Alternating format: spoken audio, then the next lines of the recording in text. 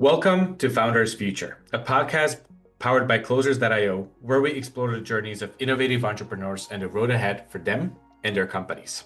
I'm your host, Malan Kohut, and in each episode, we uncover the stories behind impactful ventures, the challenges faced, the lessons learned, and the strategies fueling future growth. Today, I'm absolutely thrilled to be joined by Brooke Summer Adams, internationally accredited mindset coach and business mentor known as the Coach's Coach, dedicated to helping new and aspiring coaches overcome their internal barriers and build successful coaching businesses. Her work uniquely blends mindset transformation, energetic shift, and strategic business mentoring to empower clients to create freedom in their lives while making a meaningful impact. Brooke's mission centers on enabling coaches to achieve financial, location, and time freedom while authentically serving others and creating lasting change. With that being said, Brooke, let me officially welcome you to Founders Feed. Milan, thank you so much for having me. That was a beautiful intro. I love it. I might have to take that. You're more than welcome to do that. Now everybody's excited. No, it's lovely to have you, Brooke. I was looking forward to the conversation. So let's dive in. I always love to start at the very beginning. So please go ahead and take us back in time before you even had your company. What were you doing before, and then eventually what motivated you to start it? Okie dokie, we're going way back. So I am a council estate girly, all right? So this is not my world. I worked my way into this. I don't call myself self-made because it sounds nice. We really did have no other choice. So I was born one of five biologically. I actually have 10 siblings when you put the steps in there. Eldest daughter, it's pretty typical what you see of your female entrepreneurs. We have a drive to us. And I lived a life where I saw lack and struggle as normal. It was very, very normal to go through life not having the things that you needed. I didn't really have like a working parent role model. We are very, very grateful and very lucky here in the UK. We were kind of raised by the welfare system, basically. Very thankful for that. But the world that I'm from, wealth came from winning the lottery, or if you were lucky, you marry a rich man. And I decided I was going to do things drastically different. I never actually ended up having a career. I never had a 9 to 5. I worked tiny little jobs. I was a shop assistant, I was a waitress, I worked in a warehouse, I worked in an office, all while I was building my businesses in the background. I had a laptop that, for anyone who's ever had this, you'll know what I mean. Some of the keys on the keyboard stopped working. I had to like copy and paste across certain valves. I couldn't keep the battery in the laptop, otherwise it would overheat. I had to keep it constantly plugged into the wall. And yes, slowly but surely we got there. My first business, I'm very pleased to say I was a life coach first before I started business coaching. So I actually did this myself. I didn't just decide to start showing people something I'd never done. But I worked my way up into the female empowerment space, and I became very well known at helping women with eating disorders and body dysmorphia before eventually rebranding into the Coach's Coach. So that's my journey in a nutshell. It was wild. It was an uphill battle at times, but it was 100% worth it. I was just about to say, like, let's talk about, shall we? I mean, yeah, lots of ups and downs. But you know what? Actually, in today's day and age, obviously there is a lot of professionals for everything. So I feel like if somebody actually goes through something like this, it gives you a chance to truly relate to, because you've been there yourself. Yeah, I love that. Awesome, Brooke. Let's talk about the business today. Now, in this part, we really want to understand everything from who is your absolute best ideal customer, what it actually looks like to work with you, right? So the way I love to put it is pretty simple. Who do you help and what do you help them with? Amazing. I help new and aspiring coaches go full-time in their coaching business so they can live a life of freedom.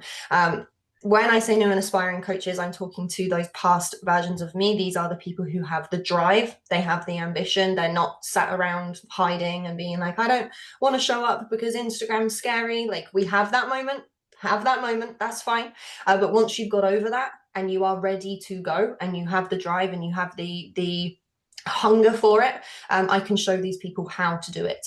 So that's who I'm looking for, really. Who thrives best in my world is people who are itching to be in that life of freedom yesterday, basically. Love that. Love that. Now that we understand who it is that you're actually looking to help, what does it actually look like to work with you?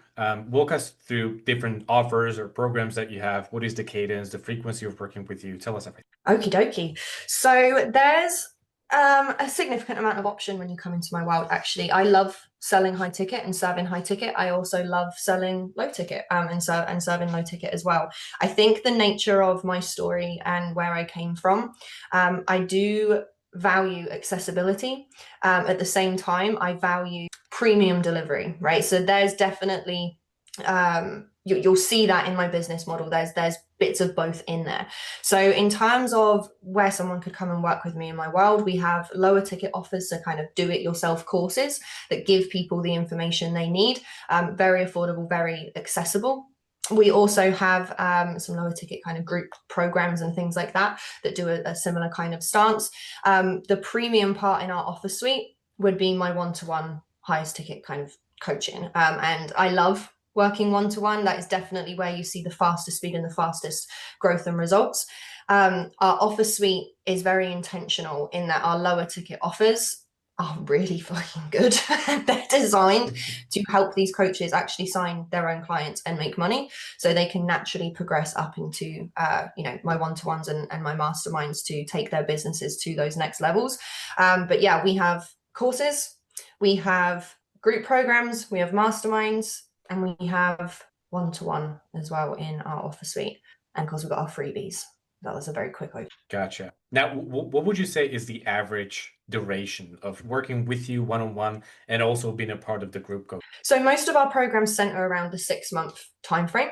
The reason being for that, I pride myself on the results that we get people, and I am someone who will tell you what you need to hear. I'm a marketer and I get it, right? We sell people what they want, but at the same time, I don't feel comfortable taking thousands of pounds off someone and being like, yeah, we're gonna build you a crazy business in the next 12 weeks. I like to give a realistic time frame to what is a marathon, right? We can't sprint through this. There's things we can do to speed up the time it takes to get results. Obviously, that's the point of a coach, but we can't cheat time. And it does take time to build an audience, to nurture an audience, to be seen as an expert in your field. So my programs are designed to work, which is why they usually sit around that 6-month timeframe, pretty much as a minimum. Gotcha. Now, when it comes to actually delivering on everything that you provide within those programs, is it just you, or have you already built your internal teams for the coaches, the marketing, the sales department? Tell us all about that. Okay, so we do have an amazing team over here now. I'm pleased to say that was my first, I think, year and a half of business was all me, and that was an experience. To say the least. To say the least. Yes, I was marketing, I was advertising, I was sales, I was all of it. But now, yes, we do have a team. So apart from one-to-one, if someone's a one-to-one client with me, it's all me, right? The person replying to the messages, it's me. The person on the calls, it's me, right? You're paying for my brain. So I think that's kind of fair. On the lower ticket offers, all of the content that is provided is done by me. They're my strategies, they're my processes, they're my methods. But we've actually built out a coaching team of past students of mine who have done extremely well inside my containers. They know my processes inside and out. They know my strategies inside and out, and they're that living proof of how well they work. Are actually amazing people to support and help me support a huge volume of people in our courses and our group programs that isn't sustainable for one person. So on the front end, we do have a coaching team together now. On the back end, we got a sales team. So our closers and our setters, they help us bring in the new leads into our business. We have our customer service as well. Definitely better that someone else does that. I am a loving, kind, and compassionate person, but there's only so much patience I have for people losing their passwords 5 times in 1 week. So yes, it's very good that someone else handles the customer service department there. I have my amazing tech team. Also very good that they handle that because I love tech. Obviously, I have an online business. We wouldn't be here without tech. I'm not one of those people like, I hate tech. Like, tech makes this happen for us. But tech doesn't love me all the time. So yeah, I have an amazing tech team and an ads team as well to help me manage our paid traffic. And I haven't missed anyone out. Now, keep the last one in mind because we're just about to switch. But you're basically saying customer service and tech is like a no-go. You're trying to avoid that. There is nothing that I cannot do. I'm a firm believer in that. But at the same time, I have a zone of genius that I would rather stay in, which isn't stressing about why domains aren't sending records and I don't even know. Honestly, when that stuff comes through, I'm like, you need to talk to my tech team. That needs to go over there. Gotcha. Now, Brooke, I'm also glad that you mentioned the ads team because I was just about to ask you about the back end side of the business. Now, as you already know, we're all about sales, marketing, all that businessy stuff. So tell us and walk us through everything that you guys are currently doing from marketing slash lead generation standpoint to bring in new clients. Okie dokie. So historically, we have always been mainly organic, and that's what I'm really well known for, is making very successful businesses using smaller audiences on social media and organic marketing strategies to bring in customers and bring in that revenue. Over the last, I would say, I think it's about been 2 years now that we've implemented paid as well. So organic is still a main strategy of ours. So social media is our main client acquisition tool. So I will quite literally post content to my social media. I'm on Instagram, Facebook. I am on LinkedIn, but I'm not really on LinkedIn. We're there, but I'm not, my heart's not in it, but I'm there on Instagram, Facebook, and we have a large Facebook group as well, organic community, which brings us a lot of income as well. And that is literally selling in my social media content to bring in those organic sales. In terms of the live kind of or evergreen divide, one-to-one is done live as we have availabilities open up. We promote and sell those. Pretty much all the rest of our offers run evergreen, and that is where the paid traffic generation strategies become most helpful. So we run ads across social media again. We run those into a free masterclass, which then takes people into a tripwire, which is just, if anyone doesn't know, it's just a very low cost offer. That tripwire itself comes with a strategy session with my team, which is where they can then be upsold into our higher ticket offers. So that runs 24/7 evergreen, and we funnel paid traffic into that. I do promote it occasionally organic as well, and some people come through there organically, but we do a combination of the two. Collaboration is a big client acquisition strategy of mine as well. I do collaborate with a lot of intention, so I'll look for joint venture partners where we can promote each other's services into each other's world and make sure we're keeping new people coming in. Really important for the organic side also. And I think that's about it. I mean, I'm selling all the time. If someone's talking to me, you're going to leave knowing what I do, what I can offer you, how I can help you. So yeah, mostly organic, significant amount paid, all kind of going into a similar funnel. Did I answer your question? Yeah, I was just about to say, like, what a well-rounded ad you just gave me. It feels like Okay. almost as if you were reading my mind because you stole every single question that I had ready for you. But no, I appreciate you walking us through that. You know, there's a lot of people who maybe don't think about the marketing the right way, and maybe they're putting all the eggs into one basket, which is never the smart strategy. So I like to see that this is a well-rounded operation that you have going on. That's pretty smooth. Awesome. Now, Brooke, let's cover the last part of the podcast, which is the future of your company. Now, if you think about the next 6 to 12 months, what are some of the goals, targets, revenue, milestones that you guys have set for yourselves? Exciting. So the next 6 to 12 months for us, we are very much focused right now on creating a streamline of smoothness. So I really, really appreciated your comment when you said that, wow, that sounds so smooth and streamlined and, you know, well-rounded. And it doesn't always feel like it, right? It's just being completely open and transparent about business. There's definitely bottlenecks in our funnels. There's places where people are getting stuck and not moving forward. We obviously constant optimization and testing and refining. We're very much focused now on getting this amazing thing that we've built already working as well as it can. Up to this point, our focus has been so growth, add this in, add this in, add this in, add this in. And it's been fun and it's been exciting. But I've come to realize recently, the point I'm in at business now, that making more isn't always necessarily about doing more, and actually making sure that our resources are being used to the best of their ability, that we are filling up any holes in our buckets before, you know, we're tipping more water inside of it, is a huge priority for us for the next 6 months. Refining, streamlining, and getting that margin as big as we can, because the nature of growth, it's expensive, right? You're bringing people in order to facilitate customers that you don't have yet. So managing cash flow, making sure everything is neat and tidy and ticked off. a Virgo, so I need that. My house is organized, everything to a T. I want my business to feel like that as well. And then moving forward, we're really excited to actually start venturing into the offline world. We've made a big mark in this online space, and I love the online space. I love the freedom that it brings, but you cannot replace that in the room human connection that comes from actually doing stuff off of the internet. So we're very excited to start introducing in-person offers, and events and retreats and things like that is the next thing on our horizon for sure, as well as just becoming abundantly more rich and famous, obviously.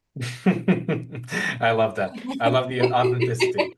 Now, Brooke, if you think about everything you just mentioned right now, it all kind of results in one thing, which is basically scaling the company, having the ability to approach and help a lot more clients, and just smoothen the process along the way, right? Now, when it comes to that, what would you say is going to be the biggest challenge to making that happen? Oh, this is a good question. I feel like this is always the answer, to be honest, at any point in business. It's the people that we work with. So what I mean is, you can take a group of, so in my niche, right, we've got coaches. You can take a group of coaches, and I am not saying for a second that people are not equal and anyone else is above each other. That's not what I mean. But in a room full of coaches, some of those coaches, as I mentioned earlier, will be eager and ready and raring to go, right? They can stare failure in the face and move anyway, and they have that inclination and they're there and they're going for it. And then you have people that, those coaches that just will kind of wish. They'll wish for it, but they'll feed so much into that fear that they won't move, right? And I noticed pretty early on that our income stays relative to our impact. The more impact we make in this world, the more income we make inside our business. And our ability to make amazing impact comes down to our clients' ability to put what we teach into action, because what we teach is life-changing, but not on paper. It's life-changing when put into motion. So this is about us constantly refining our messaging, constantly refining the client avatar that we're activating, so that the people coming into our world are the action takers who get amazing results, because that is our best marketing, is people showing the results that are gained, and also people high in their integrity that follow through on their contracts and don't default on payment plans. A huge new challenge to growth that we've noticed is actually you can bank these big contracts and you can secure these high cash months, and then realize when those months come around, you can't force people to pay them, right? So yeah, it's about making sure that the people we actually work with are of that really high quality to smooth out any of those other issues you get with, let's say, like a lower ticket mentality client, but also so that what we teach is actually going out there in the world and making impact. And considering the fact that what we teach is business, for coaches, they make their money when they make impact. And I genuinely get off thinking about the ripple that goes out in the world from what we've created, not just the impact we make for our clients, but the impact they make on their clients, and so on and so forth. It all comes down to having that right person in the room from the very get-go. Simple business foundational stuff, but it's true at every level. I feel that's always the backbone in a service-based business, is actually who you're providing that service to, personally. I love that. I love that. Brooke, I completely agree. You know, there is a lot of business owners where the only thing that they're realistically focused on is like, how am I going to make more money? And not really think about the consequences of having the clients who are not reaching what you promised, right? So I love the perspective that you have on this. And this is also going to bring me to my last question. I promise it's the last one, but this is one of my favorite ever. Now, obviously, you've been around the block, you've been in the business for quite some time now. So, if you could magically snap your fingers and sit across the table from younger you, what would be the best piece of advice that Oh, only one bit of advice. Oh, that's hard. I've got so much to tell her. I've got so much to tell her. Okay, we're going to go with this. Stay uncomfortable. Stay uncomfortable. Mm. I think so many of us associate discomfort with something being wrong, or there being something to fix, or there being an issue, and we strive for comfort, right? We want more money so that we've got this buffer so that we don't ever have to worry about things, and we want more time so that we're not stressing to rush things in the day. We're seeking out comfort, and I've noticed that when you get comfortable, nothing amazing happens. You're safe and you're fine, but that is it. And at the end of the day, I can't imagine being on my deathbed saying, oh my God, I'm so glad I was so safe my whole life. I'm so glad I was so safe. That's just not something I see for myself. And our main number one business strategy that I can't believe I haven't even mentioned, we call this staying in the entrepreneurial Goldilocks zone.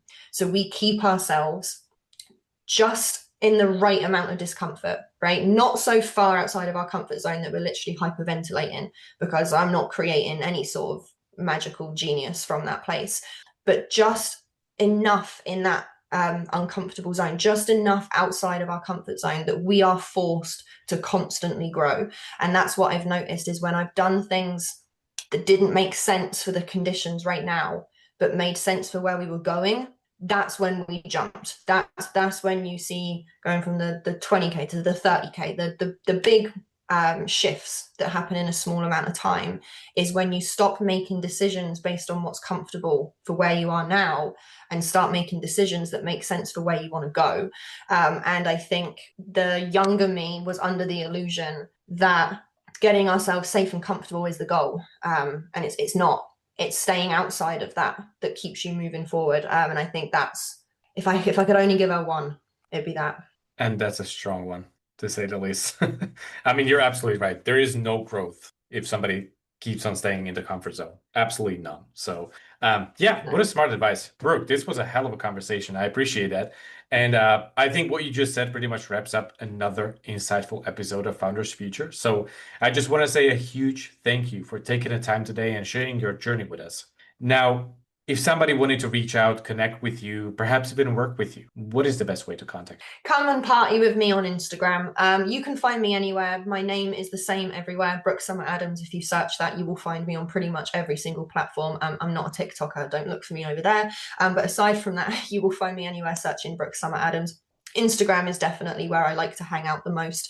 So if you're down with Insta, come and say hi and party with us over there. We put out content all the time that helps new coaches move the needle in terms of getting full-time in your business sooner. If you're not an Instagram person, you can come and hang out with me on Facebook. And if you're not on there either, then we're probably not meant to meet. I love that. Awesome. So Brooke Summer Adams. Amazing. Now, for our listeners, if today's conversation inspired you as well, make sure to subscribe to Founders Future on your favorite platform. And if you're a business owner, more specifically a coach, consultant, or an agency owner, and you're looking to scale your business and really enhance your sales and marketing efforts, visit also closers.io. Get in touch with our team and see how exactly we scaled our company from 0 to over 30 million per year in less than 3 years. Until then, keep on climbing, and I'll see you on the next one.